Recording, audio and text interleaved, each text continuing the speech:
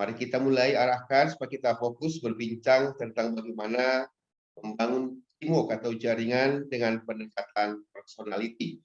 Namun secara khusus saya sampaikan dulu penghargaan saya pertama, ya, secara tulus saya sampaikan penghargaan kepada pimpinan LC Medan, Dr. Felix L. Tarigan dan Ibu Srita Sinulika, juga koordinator program Dr. Tin Maler, juga koordinator IT Pak Masana Sinulingga, juga terkasih Lutfi Mamora SHMSI, juga para rekan kerja saya serta seluruh hadirin yang hadir pada Zoom hari ini.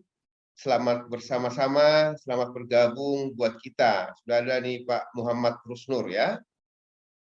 Baik, saudara-saudara yang terkasih, saya berangkat dari sini. Sebuah perkataan leader kita, leader besar kita di HDI, Pak Julian Teka Putra pernah berkata dalam sebuah training bahwa ternyata lebih kurang 80% masalah muncul di HDI disebabkan oleh faktor yang non teknis, ya. Tentunya ini salah satunya adalah faktor perasaan.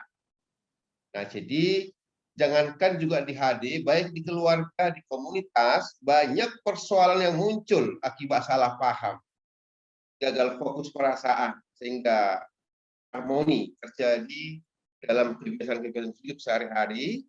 Kenapa? Nah, kita akan lihat ini. Pertama, latar belakangnya, kita lihat bahwa kita memang ingin mewujudkan harmoni, baik dalam komunitas maupun dalam bisnis dan segalanya.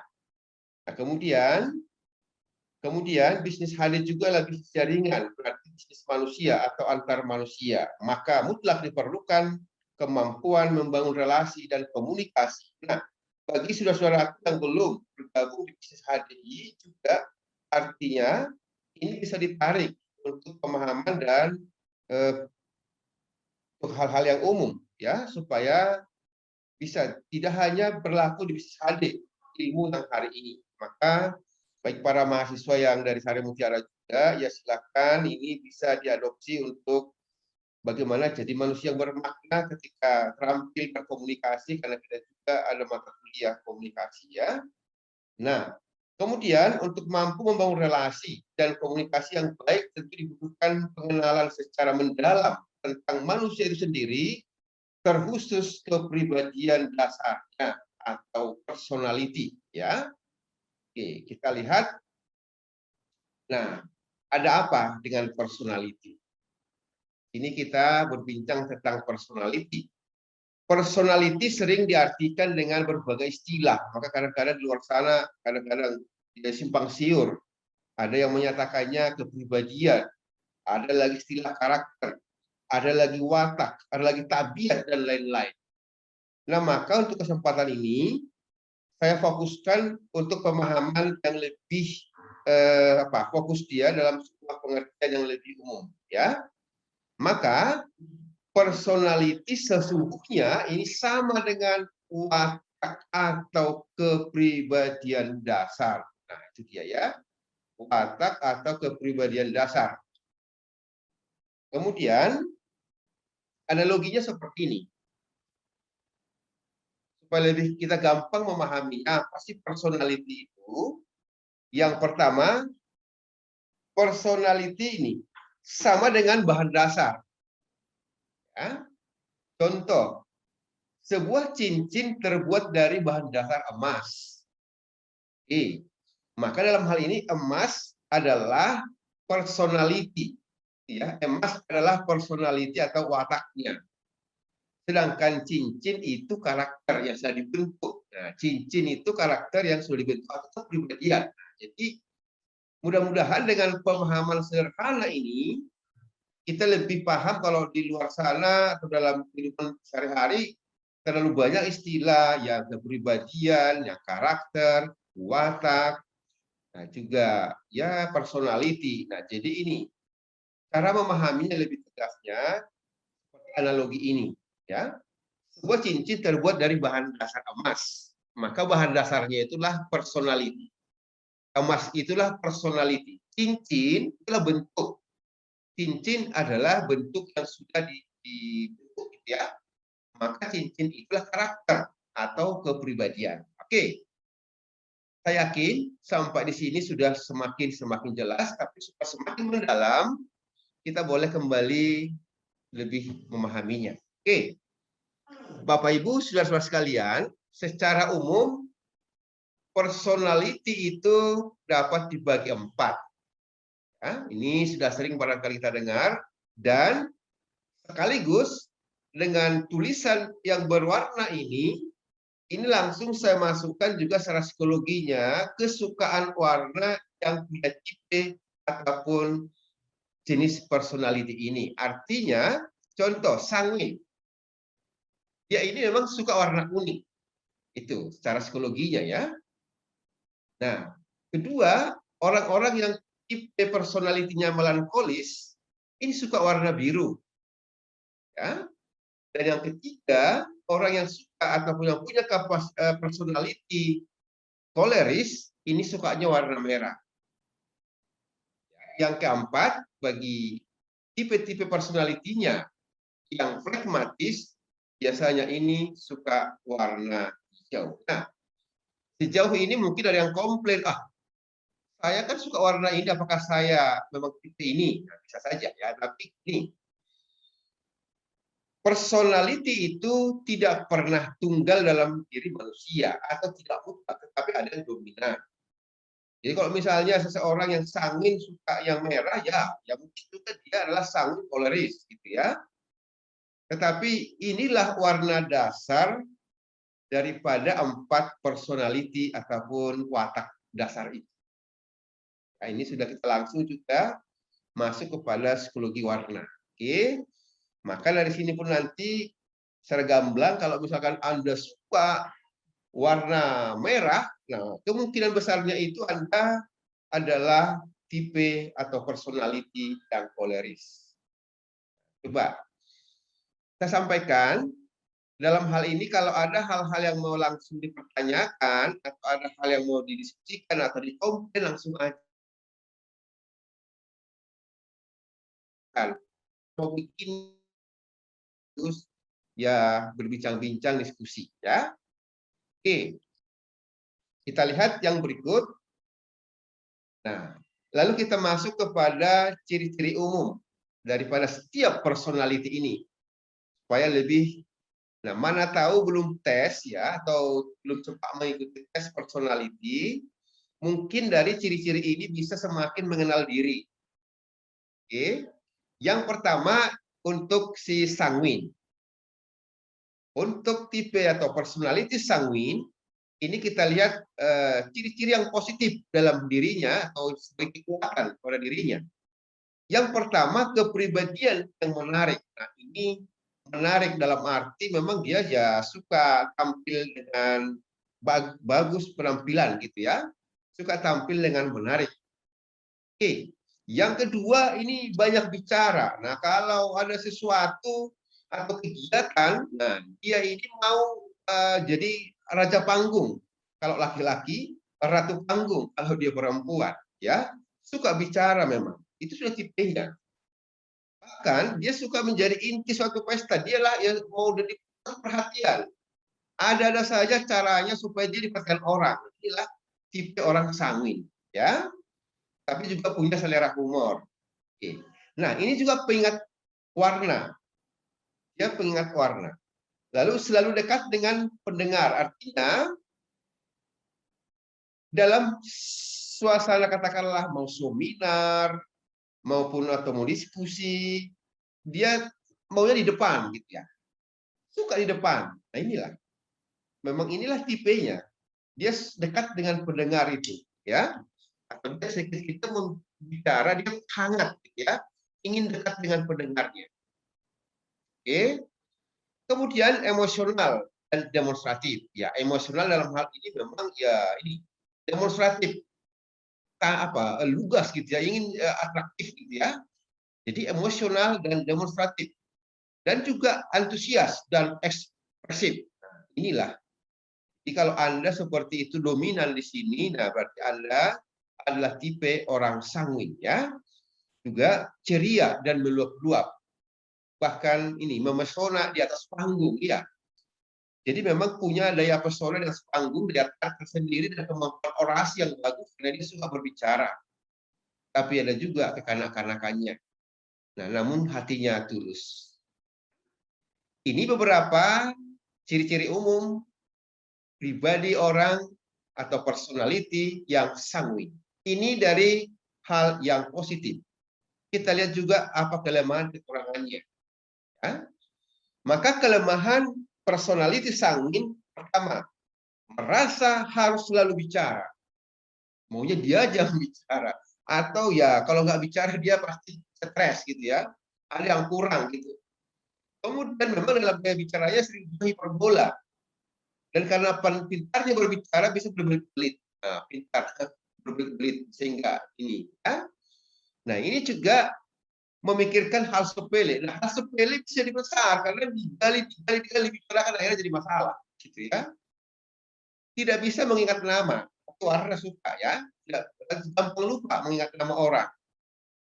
Siapa namamu Taira? Udah disampaikan pada hari yang semalam lupa lagi gitu ya. Ini sering terjadi. Kemudian ini takut dijauhi orang lain. Dia stres atau depresi kalau ada orang menjauh dari dirinya.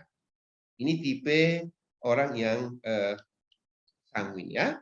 Kemudian terlalu gembira di mata beberapa orang ya. Jadi ekspresif tadi betul. Terlalu gembira maka berlebihan ya. Nah, energinya melimpah. Ekspresif tadi berlebihan. Tapi kadang egois. Di mana egoisnya? Karena dia mau dia aja diperhatikan, mau dia aja berbicara, dan dia ada egoisnya. Kemudian gampang juga marah dan mengkomplain. Nah ini kalau ada orang bicara, dia langsung berani mengkomplainnya. Ini tipe orang yang sanguin, naif ya, mudah diperdaya. Ya karena memang dia ingin diperhatikan orang sehingga apa kata orang bisa diperdaya. Bersuara dan tertawa lantang, iya, ya bersuara dan tertawa lantang dan mudah tersulut amarah.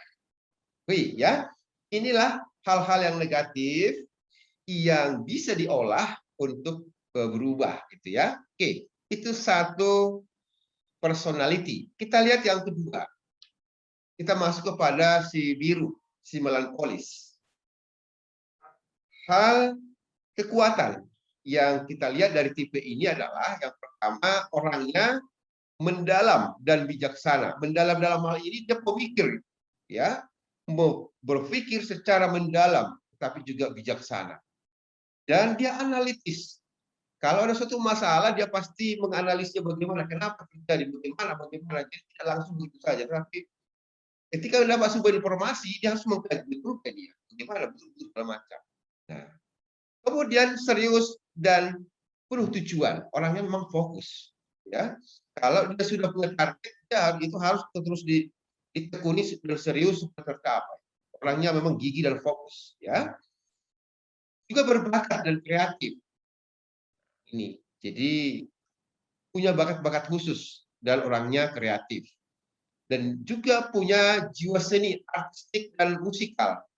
Ya, punya jiwa seni.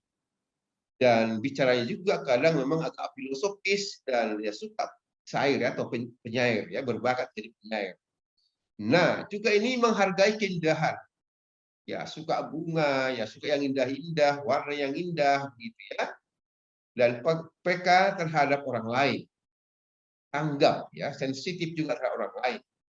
Dan hal positif lain adalah rela berkorban, ya, teliti dan orangnya idealis. Inilah kekuatan personality yang melankolis. Kita akan lihat samping kekuatan ternyata juga pasti ada kelemahannya.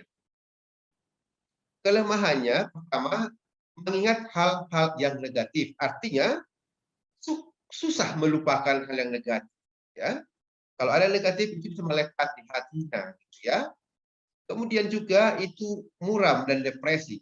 Kenapa? Jika tidak sesuai dengan apa yang di hatinya, terbawa kepada katakanlah wajahnya, terbawa kepada penampilannya, dan mudah tersakiti. Artinya ini juga mudah tersinggung, ya, sensitif, ya, dan merasa rendah diri. Dalam hal ini dia lebih banyak mengutamakan orang lain, itu menahan diri. Ya, dia lebih banyak ya sudahlah kalau masih ada yang lain silakan. Nah, kadang-kadang kurang berani gitu ya. Ini juga sama, merasa kita dirinya rendah. Hanya mendengar yang ingin didengar. Jadi artinya ya yang penting-penting aja lah ya. Yang perlu dengarkan yang lain nggak usah ya. Kemudian juga mementingkan kenyamanan diri sendiri. Jadi sangat mementingkan gimana supaya dia nyaman ya. Terlalu introspeksi. Nah, dalam hal ini juga selalu ingin mengoreksi apakah sudah bagus, apakah sudah benar, apakah sudah cocok. Nah, baik juga dalam penampilan seperti itu. Dianya mau bagaimana, apakah sudah cocok, apakah ini kalau orang tipe ini bisa-bisa mau pergi kemana, bisa 2 kali tukar baju kalau nggak cocok gitu ya. Tukar pakaian ini kayaknya kurang cocok. Nah, bercermin lagi, oh ini kurang pas, bisa ganti. Itu tipe orang yang melankolis ya, dan juga sering merasa bersalah ya, merasa bersalah kalau ada sesuatu hal, aduh kenapa terjadi, aduh kenapa terjadi. Nah, ini suatu perasaan merasa bersalah. Kemudian berhalusinasi, berangan-angan, ya pokoknya beginilah, begini. Nah, ini tipe orang yang melankolis dan cenderung merasa sakit parah. Artinya suka mengeluh dan kalau ada penderitaan seolah-olah sudah sakit parah. Nah, maka kalau menghibur, misalnya ada orang sakit yang tipe melankolis, katakanlah, dia parah kali sakit mania, pasti bangga dia itu, sakit sehat itu. Tapi kalau dikatakan, kayak gini aja, nyawa bersinggung kali itu ya. Jadi kalau misalnya kita menjenguk orang yang sakit, kita tahu dia adalah melankolis, katakanlah, wah kalau orang lain seperti ini kurasa sudah bahaya kali disuruh begini. Tapi kamu masih bisa ya, ini parah ini ya, pasti bangga dia itu. Jadi itu salah satu kegunaannya kalau kita memahami orang yang melankolis, selagi kita misalnya menjenguk kalau dia sakit ya, katakanlah penyakit ini parah, makin bangga dia. Tapi kalau kepada yang koleris seperti itu nanti makin marah ya. Oke, itu sudah kita tuntaskan 2 personality. Nah, kita lihat yang ketiga. Nah, ini yang koleris. Apa hal positif atau kekuatan daripada personality ini? Yang pertama adalah bahwa dia memang berbakat jadi pemimpin. Dia memang jadi pemimpin. Kedua, dia dinamis dan aktif. Ketiga, sangat menuntut perubahan. Jadi artinya dia tidak mau yang begitu-begitu saja. Harus dinamis. Besok begini, besoknya harus perubahan itu yang sangat dia sukai. Lalu ingin berubah, tidak mau statis ya, tidak berhenti sampai di situ. Nah, selalu mengoreksi kesalahan. Nah, maka kayak kalau ada kesalahan memang selalu langsung dikoreksi karena dia mau berubah, mau perbaikan. Ya. Kemudian berkemauan keras dan yakin. Nah, ini memang tipe ini keras, orangnya keras, tapi juga penuh keyakinan, ya. Dan tidak menunjukkan emosinya, ya. Kemudian tidak mudah berkecil hati, tetap optimis, ya. Kalaupun disinggung, diejek, ya, dia santai aja. Memang keras kepribadian. Oke. Ini juga orangnya independen atau mandiri. Jadi tidak tergantung pada orang lain. Dia bisa mandiri dan dia bisa ya, bekerja ya dan percaya diri. Nah, kemudian bisa melakukan banyak hal. Kalau di tertulis semua hal artinya dia serba bisa sebenarnya. Banyak keahliannya ya, banyak bakatnya. Jadi bisa-bisa aja karena memang dia orangnya siap dan dinamis. Oke? Nah, inilah kekuatan tipe ataupun personality yang koleris. Namun, samping kekuatan ini juga, saudara-saudaraku, pasti ada juga kelemahannya. Kita lihat. Memang inilah kelemahan orang yang koleris. Dia sok memerintah, apalagi kalau ada diskusi kelompok, misalnya, ya maunya dialah yang didengar, dialah yang langsung inisiatif untuk memimpin, mengarahkan, mengatur, menyuruh timnya atau orang-orang lain. Bahkan dia memang tidak sabaran. Apalagi melihat orang yang agak lambat, seperti ya katakanlah yang tadi melankolis, perlu pertimbangan. Nah ini nggak sabaran ini, ya. Nah maka nanti saudara-saudaraku, Ini nanti kita bisa juga bagi yang masih muda, yang belum berkeluarga, sebenarnya dengan memahami tipe ataupun personality ini sangat membantu untuk mencari jodoh gitu ya. Kenapa? Nanti kan kita lihat bagaimana hubungannya ya. Kemudian nih cepat marah, tidak bisa santai ya memang itulah terlalu tergesa-gesa. Iya, menyukai kontroversi dan argumentasi, berdialog, oke, kontroversi yang bertentangan, oke, dia siap, karena dia suka seperti itu. Pantang menyerah sebelum kalah. Ini dia ya. Dan terlalu agresif tapi kaku. Ya, kakunya apa? Ya, sepertinya dia yang mau memimpin. Kalau dia dipimpin susah kan kaku ya. Tidak suka memuji, nah, tapi suka dipuji ya. Membenci air mata dan perasaan, dia nggak suka orang cengeng, dia nggak suka orang yang ya lebay gitu ya. Tapi dia itu sebaliknya, dia benci dengan air mata ya, dan orangnya memang apatis. Oke, nah ini kelemahan daripada personality yang koleris. Oke, Bapak Ibu saudara sekalian, kita tinggal yang terakhir nih, pragmatis.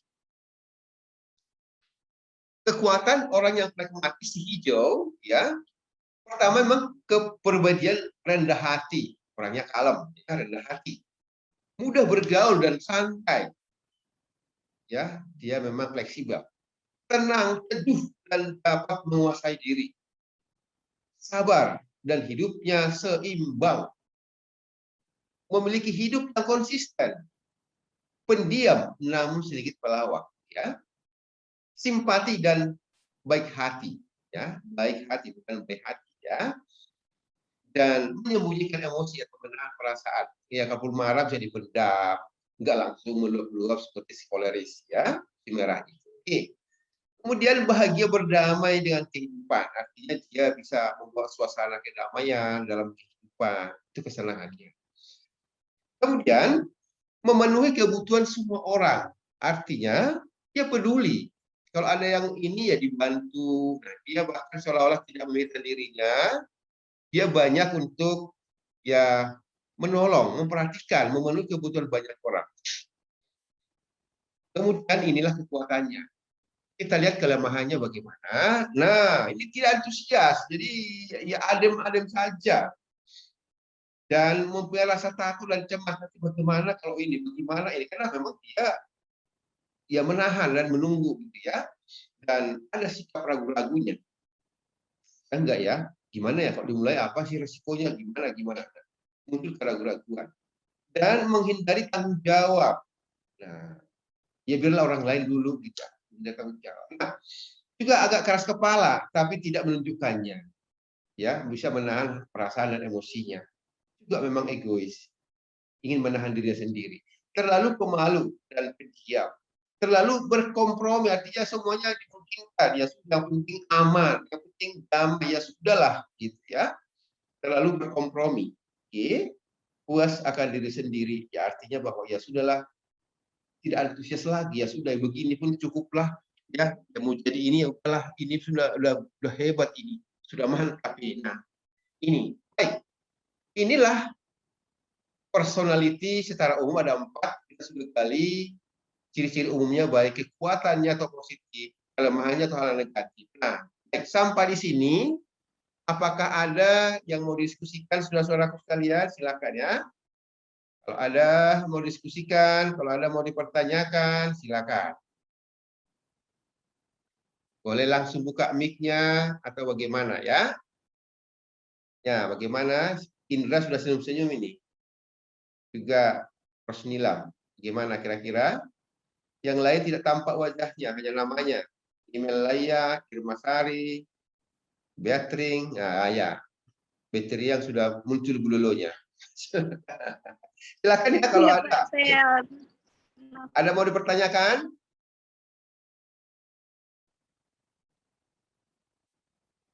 Oke, kalau belum saya lanjut ya. Oke. Kita masuk nih. Langkah mudah membangun jaringan ya. dengan pendekatan personality. Nah, jaringan dalam hal ini bagi yang bukan anggota HD ini bisa dibawa ke dalam membangun komunikasi, ya, relasi. Oke.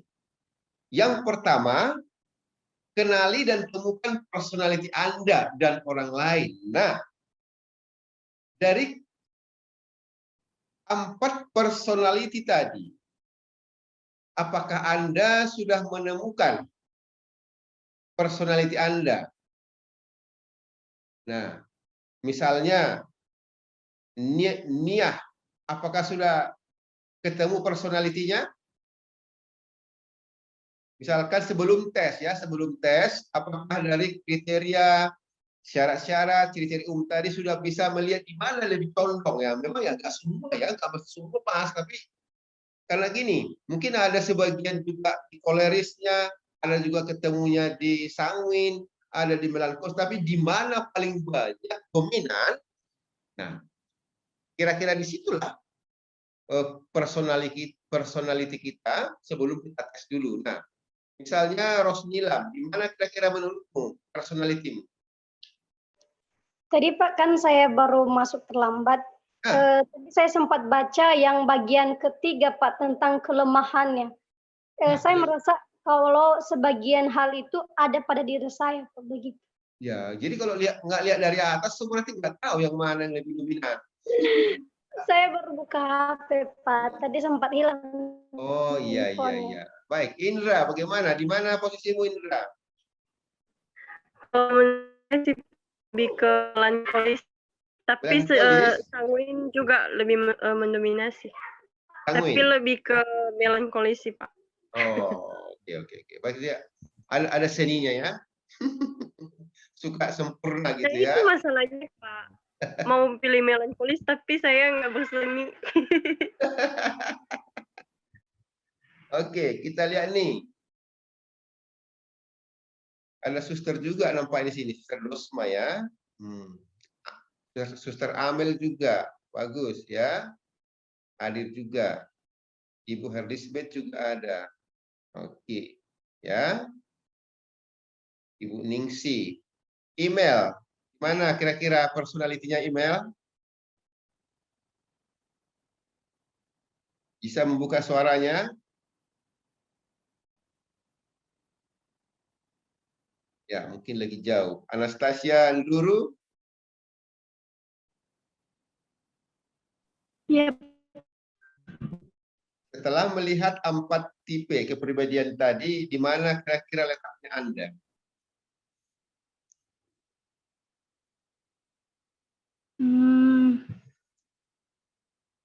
Di nomor 4 tadi Pak, yang plekmatis, ya. Plekmatis, ya.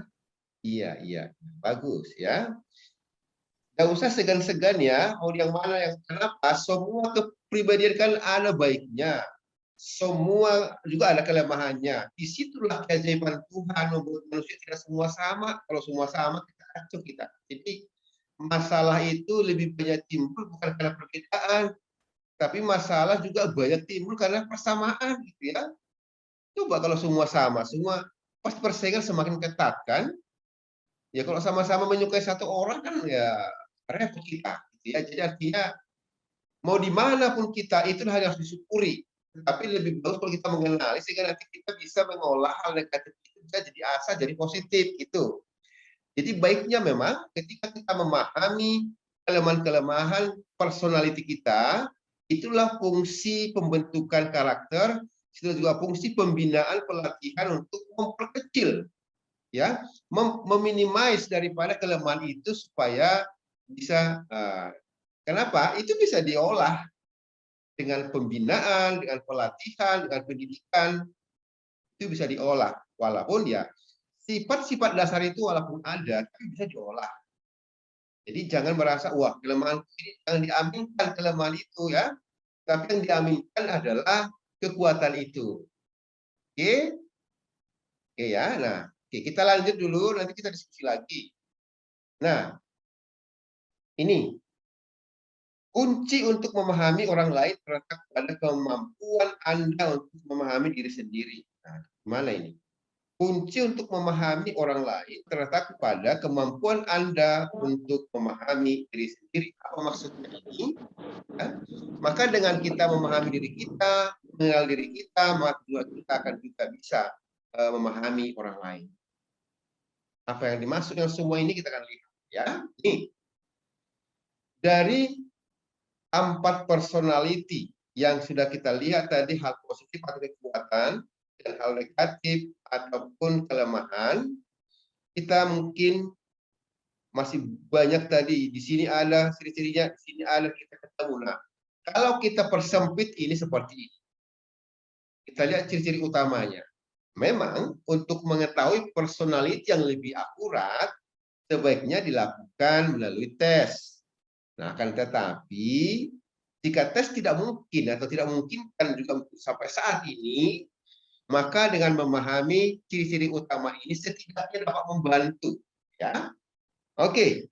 Untuk si kuning, si sanguin, ya orangnya spontan, lincah dan periang. Nah, inilah ciri-ciri utamanya.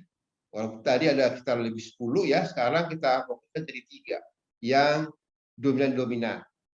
Yang melankolis, ya, yang biru, dia ini penuh pikiran, pemikir kelas mendalam ini. Ya. Tapi orangnya setia dan ulet tekun, gitu ya. Nih, yang 3 ini ciri utama daripada si melankolis. Yang koleris, nah ini memang suka petualang ini. Ya, suka petualang dan persuasif, meyakinkan orang, memimpin, gitu ya. Dan sangat confidence, gitu ya. Rasa percaya dirinya sangat tinggi. Oke. Dan yang pragmatis ini orangnya ramah, sabar, dan ya puas, gitu ya. Ya udahlah, udah hebat itu, syukurlah udah begitu. Ya, nah, baik. Ini tipe utama, tapi boleh kita persempit lagi lebih dalam. Kita simpulkan dengan satu kata, gitu ya. Kalau yang sanguin, orangnya memang suka populer, tidak. Kalau orang melankolis, perfect ya, perfeksionis ya, sempurna gitu. Kalau nggak beres dia nggak suka, sempurna. Koleris dong, kuat ya.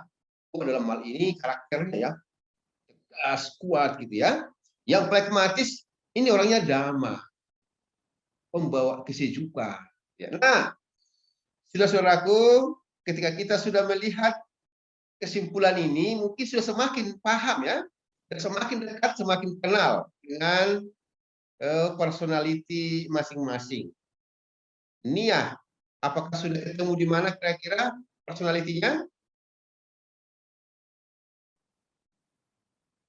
Di mana Nia? Di mana kira-kira Nia?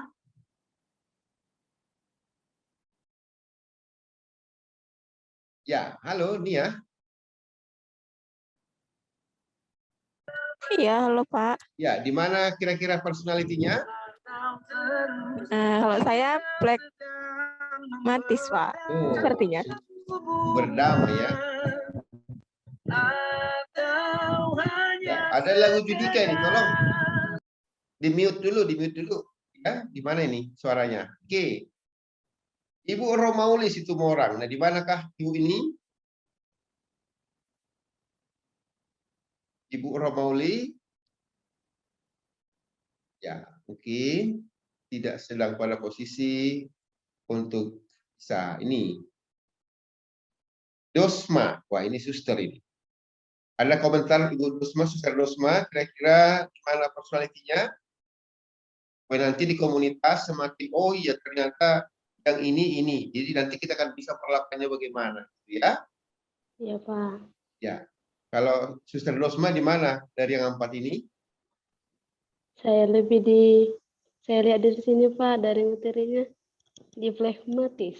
Pragmatis ya, berarti suster cocok itu membawa damai sejahtera, suster. Cocok dengan panggilannya ya Pak Dabuke ya. Iya nang. Luar biasa ya. Oke, baik. Jadi semoga semakin bisa. Oh ternyata saya di sini. Nanti bagaimana kita mengenal diri kita, baru kita coba bagaimana memperlakukan orang lain yang tipenya berbeda atau tipenya yang sama. Gitu. Jadi itu salah satu manfaat kita belajar atau berbincang tentang personality. Oke, kita lihat ya. Nah nih,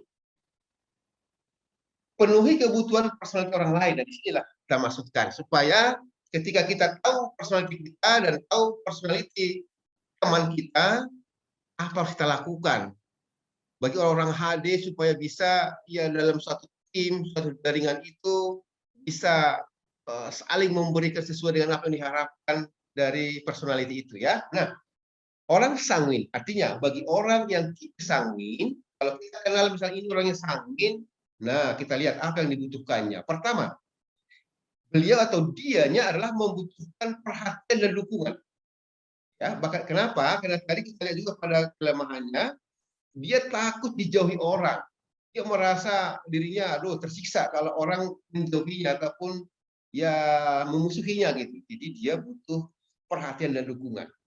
Nah, juga mereka melemah jika ditarik. Nah, jika ditarik ini artinya kita menarik diri dari dirinya ataupun menjauhinya. Jadi inilah artinya kalau kita tahu sahabat kita, rekan kerja kita, jaringan kita tipe sanguin, supaya kita bisa harmoni dengannya, maka inilah yang kita utamakan. Atau dari ciri-ciri tadi bisa kita lihat apa yang dia sukai, apa tipe dia. Nah, situlah kita arahkan supaya kita bisa menangkan hatinya, supaya dia bisa tetap semangat. Nah, misalkan seperti ini, kalau kita bawa dalam aplikasi jaringan di hati, kita sebagai upline memang ketika kita memahami tipe atau personality daripada downline kita, nah disinilah juga diharapkan memang ya bagaimana memberikan sentuhan-sentuhan sesuai dengan personalitinya. Karena memang ya kadang kita lupa apa yang kita berikan kepada orang secara perasaan gitu ya adalah apa yang kita sukai. Nah ini jadi masalah. Seringkali kita memberi kepada orang seperti apa yang kita suka, bukan yang dia suka. Nah, di sini sebenarnya ada keegoisan, ya. Sering kita memperlakukan orang seperti yang kita suka, bukan yang dia suka. Gitu. Di sini kan jadi timbul inharmoni itu. Ya, jadi ketika kita sudah tahu, oh ini kepribadiannya begini, dan apa yang dibutuhkan, oh ternyata ini yang dibutuhkan, berikanlah itu, sehingga dia pun merasa dimenangkan, dia pun merasa diperhatikan, dia pun merasa betul-betul didukung. Ya. Nah, si biru yang melankolis, tipe ini membutuhkan keteraturan dan kepekaan. Mereka menjadi depresi dalam kekacauan. Nah, maka jangan buat kacau, jangan buat masalah kepada temannya yang melankolis, jangan ajak dia bermasalah, dia pasti depresi. Tapi ya, dukunglah keteraturannya, berikanlah keteraturan. Artinya, ya ketika kita memenangkan hati si melankolis, ya kita jangan jangan membuat banyak masalah, tetapi kita dukung bahwa dia suka teratur. Kasihlah data-data kepada dia ketika dia ada sesuatu hal atau ingin menyampaikan sesuatu. Ya, jadi dia membutuhkan keteraturan. Dia suka memang teratur dan biasanya kalau dalam pekerjaan pun si melankolis ini juga ini bagus untuk sekretaris gitu. Dia teliti itu, teratur pekerjaannya. Ya, jadi dalam memilih karyawan ini sangat perlu bagaimana tipe-tipe orang, makanya psikotes itu selalu juga akan dilakukan ketika baik testing kemana-mana ya. Jadi untuk memahami gimana ya.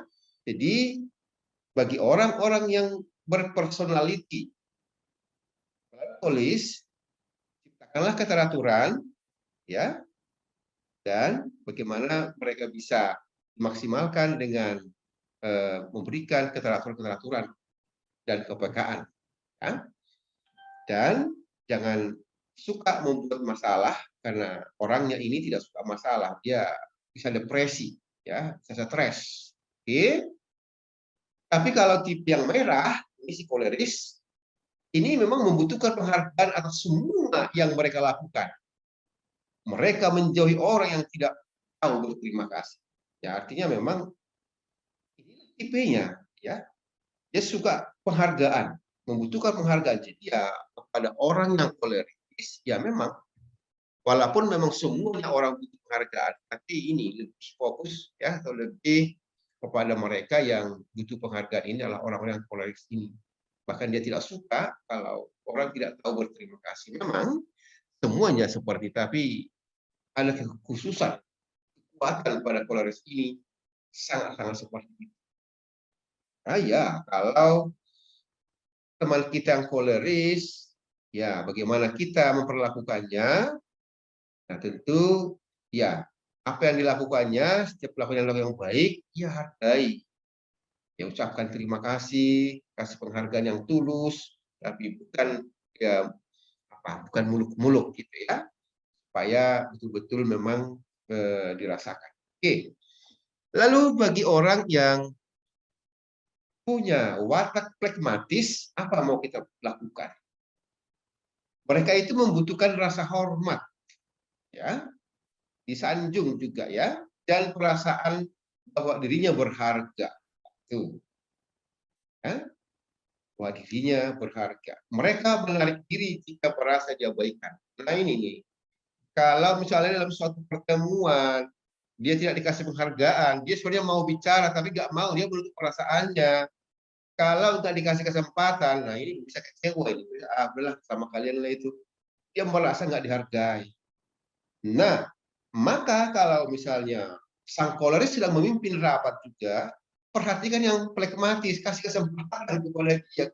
Karena dia nggak mau langsung ambil alih pembicaraan itu. Beda dengan si sanguin kan. Kalau sanguin kan ya udah langsung aja interupsi. Saya bertanya segala macam.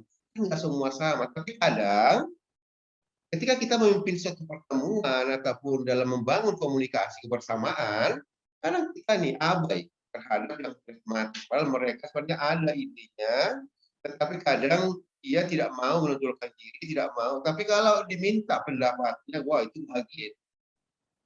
Nih ya, jadi bahkan kalau tidak dikasih kesempatan bicara, kadang-kadang dia bisa stres malam-malam nggak tidur. Kenapa? Aduh, ada mau disampaikan, tapi nggak mau.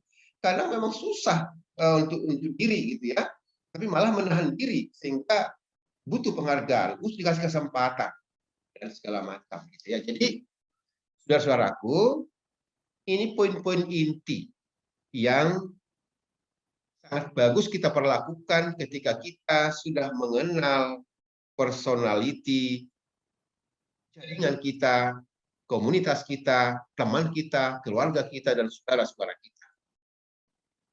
Ini inti-intinya, tetapi sisi lain adalah tadi dari ciri-ciri umum tadi, ciri-ciri tadi bisa kita lihat, oh kalau dia begini, oh inilah ini obatnya, kalau ini obatnya. Ya, jadi supaya kita lebih daripada memahami orang lain dan tidak cukup memahami, tapi juga memperlakukan apa yang dibutuhkan jiwanya. Ini kan watak ini, jadi ini mendalam, hal yang sangat mendasar. Jadi artinya muara daripada perbincangan kita ini, saudara-saudaraku, adalah tidak cukup hanya memahami orang lain. Karena kan kita tahu, oh si pragmatis ini, oh si melankolis ini, oh si koleris ini, tapi kita nggak pernah lakukan. Nah, saya ingat kalau rata-rata orang HD ini memang sangat paham dengan banyak ciri-ciri daripada personality. Tapi pertanyaannya adalah, apakah kita sudah memberikan kebutuhan jiwanya ketika kita sudah mengenal karakternya, sehingga lihat ya seperti apa yang dikatakan Julian awal tadi, bahwa sekitar 80% ya lebih kurang 80% masalah-masalah yang timbul baik dalam bisnis jaringan itu adalah non teknis, secara psikologis. Itu sebenarnya psikologisnya tidak dihargai, tidak tidak diperhatikan perasaannya, merasa diinikan. Nah ya, ini masalah. Jadi dengan lebih memahami lagi personality ini, kita semakin tahu dan mau melakukan, mau memberi apa kebutuhan jiwa daripada saudara-saudara kita. Ini yang menjadi poin pentingnya untuk dalam memahami personality secara mendalam ya. Baik, kita lihat berikutnya Bapak Ibu. Akuilah kelemahan personality Anda. Nah itu dulu ya. Karena tadi kita paparkan di awal banyak memang kelebihan atau hal yang positif, tapi juga tidak sedikit ya hal negatif atau hal-hal yang sifatnya melemah atau kelemahan. Nah, supaya kita jadi karakter atau jadi katakanlah manusia yang lebih bermakna atau lebih bagus, memang ini akuilah kelemahan personal Anda. Maka memahami watak dasar kita tidak berarti memagari diri kita. Ya kadang kita kan ya gini, oh enggak, oh, kamu yang begini, oh tidak, saya begini. Ya, jadi kalau kita belum bisa mengakui kelemahan personality kita, berarti kita sedang memagari diri, ya, atau membuat tembok, ya, sehingga nanti ada ya jadi mental block. Oke? Justru sebagai pintu gerbang untuk membuka diri kita untuk berkembang sekaligus menerima personality orang lain secara realistis. Ya? Nah, saya ulangi ya. Memahami watak dasar kita tidak berarti memagari diri. Justru sebagai pintu gerbang untuk membuka diri kita untuk berkembang sekaligus menerima personality orang lain secara realistis. Ketika kita mampu menerima kelemahan kita, berarti kita juga akan ya bisa melihat kelemahan orang lain juga dan bisa menerima orang lain. Oke, ya, baik, kita akan lanjut ya. Nih, langkah pertama dalam peningkatan diri dalam personality apapun adalah nih, menemukan bidang-bidang kelemahan Anda dan mengakui bahwa Anda adalah pemiliknya. Tidak perlu kita menghindar atas kelemahan kita yang tadi sudah juga banyak diungkap di awal, tetapi memang itu tapi adalah menjadi perjuangan kita bagaimana untuk meminimalisasi, ya, meminimais daripada kelemahan-kelemahan yang ada itu. Maka dengan mengakui kelemahan kita, kita akan bisa memanage-nya gitu ya. Daripada kita tidak mengakui, berarti tidak memiliki akan tetap utuh seperti itu.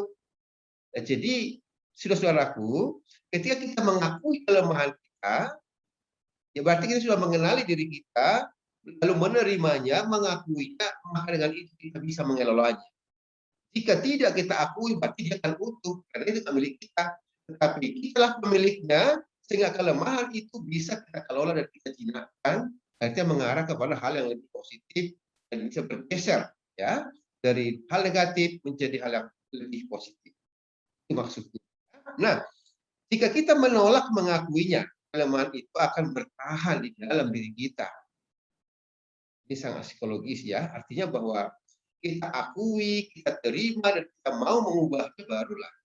Tapi kalau kita akui, berarti kita nggak pemilik, ya akan bertahan lagi, akan bertahan, akan berkembang biak di dalam diri kita. Akhirnya kita tidak, ketika kita tidak akui dan kita tidak kelola, dan kita tidak mengakui bahwa itu kelemahan kita, maka orang lain pasti akan melihat itu berkembang dalam diri kita. Tapi ketika kita akui, maka dia kita paham, kita bisa kelola, dan bisa kita minimalis menjadi menggesernya kepada hal yang positif dengan berbagai cara. Ini ya, jadi Bapak Ibu, saudara-saudara yang terkasih, ini langkah pertama. Oke ya, kita lihat. Kemudian orang yang tidak matang atau dewasa akan menyalahkan orang tuanya, teman hidupnya, rekan kerjanya. Nah, di sini ada upline, downline, crossline, dan lain-lain. Gitu ya. Nah, anak-anaknya, keadaannya, yang mereka anggap penyebab mereka tidak seperti yang mereka harapkan. Nah, saudara-saudaraku, kalau diterjemahkan ini, bagi orang yang tidak dewasa personalitinya, ya, yang tidak memahami dirinya, sering mencari kambing hitam. Ya, untuk apa kambing yang hitam itu? Atau kayak, tapi ya begitulah. Seringkali kalau kita terjebak dalam sebuah masalah, kita terlalu jarang lebih awal meneliti kelemahan, kekurangan, kesalahan kita. Tapi lebih tentang dan tepat langsung melihat orang lain atau kesalahan orang lain membuat masalah itu terjadi. Ya. Nah, itu tadinya karena kita tidak menerima, tidak mengakui kelemahan diri kita. Nah, ini ternyata rumus yang sangat mujarab untuk meminimalis persoalan dimanapun, baik di komunitas, di kelompok manapun, di bisnis, ya. Ketika ada masalah, kita langsung pertama kali muncul di pikiran kita, apa kesalahan saya, apa kekurangan saya gitu ya. Atau jangan-jangan otomatis langsung, oh dia ini yang salah pada dia, ini kekurangan dia seperti ini, gara-gara dia begini, akhirnya apa terjadi masalah. Nah, itu tadi kalau kita tidak memahami personality kita. Nah, ketika ada masalah, kita udah tahu kelemahan kita apa, dan langsung, oh iya, dari sudut saya yang salah ternyata seperti ini. Jadi mulai ya ketika seperti ini ya kalau bisa kita harapkan ketika ada masalah langsung introspeksi diri dari diri sendiri, jangan terlalu gampang, oh kamu yang begini, kamu yang begini. Ternyata kita nggak pernah kita lihat bahwa kita juga ternyata mungkin berpotensi jadi sumber masalah. Ya? Tetapi seorang yang dewasa menyelidiki dirinya, menemukan kesalahannya, dan melakukan usaha untuk memperbaikinya.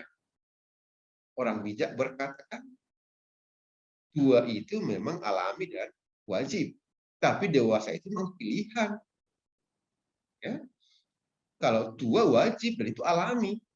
Tapi dewasa adalah pilihan. Jadi nggak ukuran kalau usia sudah ya apa namanya sudah tua ataupun sudah belum tentu dewasa secara emosional, secara psikologis. Nah ini dalam hal ini saudara dan saudariku, kita berharap kita semua dalam proses pendewasaan kepribadian, pendewasaan diri, ya supaya ketika ada masalah-masalah kita juga berani menyelidiki diri kita dan menemukan kesalahan kita dulu dari awal. Karena nggak belum tentu ya masalah terjadi, bisa saja juga ada faktor kesalahan dari diri kita. Tapi kalau kita ya sedikit tidaknya pasti mungkin juga ada. Tapi kalau langsung kita menuduh dan menuduh orang lain, kita sedang menutupi kesalahan kita. Padahal begitu gampangnya kadang-kadang masalah selesai kalau kita sudah mengakui kesalahan kita, berani mengakui kesalahan kita, kekurangan kita, justru masalah akan selesai minimal dari diri kita. Ya, oh ternyata gara-gara saya seperti ini maka masalah ini. Ya sudah, apalagi sampai berani minta maaf, ini sudah kedewasaan yang sangat luar biasa ya dalam membangun teamwork ya, dalam membangun relasi dan untuk harmoni dalam komunitas dan juga komunikasi. Nih, oke ya, Bapak Ibu sekalian, kita akan lihat nih contoh pengakuan kelemahan. Nah, nih dalam perhimpunan alkoholik ya, setiap orang harus berdiri memberikan nama depannya dan mengatakan, saya seorang atau saya sebut namanya ya, saya B.E. Dabuke, seorang pecandu alkohol. Saya akan berusaha untuk keluar dari masalah ini dan seterusnya. Jadi artinya dalam sebuah masalah, mari introspeksi diri, sebutkan nama Anda, saya ini, seorang ini, dan saya berusaha untuk keluar dari masalah ini. Temukan masalahnya apa, ya. Jadi ini salah satu contoh pengakuan kelemahan, karena memang setiap kita punya kelemahan, personality apapun dia pasti ada kelemahan, apapun kepribadiannya pasti ada kelemahan, maka langkah awal tadi kita sangat perlu untuk mengakui dan menerima, serta mau mengelola untuk berubah atau mengubah kelemahan itu menjadi kekuatan. Oke ya, lihat. Nah, Bapak Ibu, nih. Sekiranya contoh ini kita bawa dalam grup personality, maka akan terucaplah sebagai berikut. Saya seorang sanguin populer yang memesona, tapi saya orang yang suka bicara. Ini dalam masuk kepada melihat kekuatannya dan kelemahannya. Nah, kalau dia seorang melankolis seperti ini. Saya melankolis sempurna, tadi ciri utamanya ya, yang perasa, tetapi jiwa saya sudah tertekan.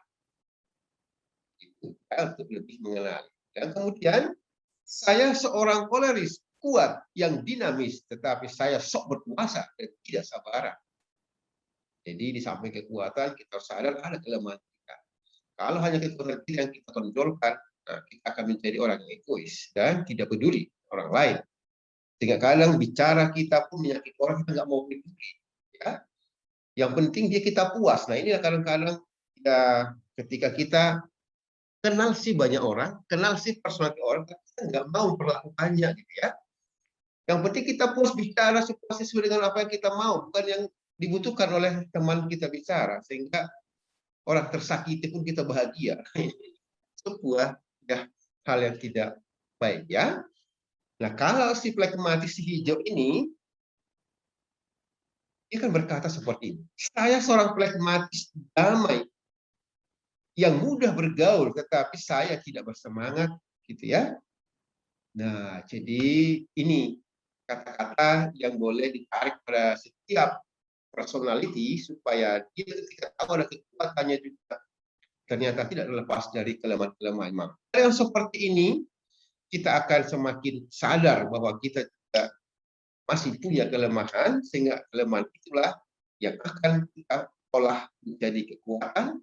Dan kalau kita juga punya kelemahan, pasti dong orang lain punya kelemahan, maka ketika kelemahan orang terlihat oleh kita, kita juga sadar, oh saya juga punya kelemahan, sehingga tidak langsung menyudutkan, tidak langsung memvonis, tidak langsung apa gitu, melakukan tidak sopan. Nah, maka akan hidup rukun orang yang sudah memahami personality dan melakukan. Nah, kalau hanya paham tapi tidak melakukan, ya juga nggak ada gunanya gitu ya. Oke, ini dia ya. The end of education is karakter. Jadi akhir dari semua pendidikan itu memang adalah karakter atau personality tadi yang sudah dibentuk menjadi karakter ya. Bahkan untuk meraih sukses karakter lebih penting daripada kecerdasan. Jadi karakter itu kan, itulah tadi seperti cincin tadi, sudah dibentuk dari bahan dasar watak ataupun personality tadi, akan muncullah karakter setelah dibentuk. Nah, jadi karakter itu bisa yang muncul yang positifnya sudah ada, tinggal bagaimana mengolah hal negatif itu menjadi lebih positif.